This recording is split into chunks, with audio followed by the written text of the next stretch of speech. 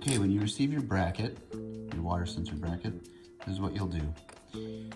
First thing is to cut the sponge. You cut it in about thirds. At first though, you can use anything you want. I'm gonna use scissors because that's probably just the most common thing people have. If you cut off the end here, you kind of leave more surface area for the water, and I'll show you something else a little bit later.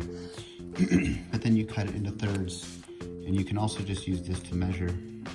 So it just fits about to there. It doesn't have to be exact. Cut this, and probably some bigger scissors would be better. Again, I'm trying to use what I think most people have. Now that you have the sponge cut, the next thing to do is make sure that it's going to fit this way. Now, it can be a little bit bigger, but if it's too big, it will break the bracket if you try to shove it in there. But simple solution is just to take your scissors and trim off the side as needed. You can use the bracket to measure that. Now, next thing you'll do is, obviously you have your sensor, you'll want to name it and add it to your system, to your Wyze app. Once that's all done, you'll take your magnet, you'll slide it into the bracket this way, just drops down in.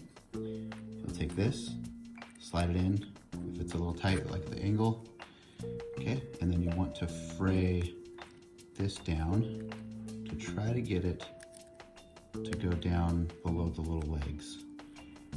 It's not necessarily critical, but just trying to give it the most opportunity to touch the water when it leaks. Then you'll flip it over. Your magnet should be about that far down. Now, this is the next part. You'll want to slide the sensor in this way. Okay, it's important that it's this way because the magnetic reed switch is on this side, which gives it enough clearance.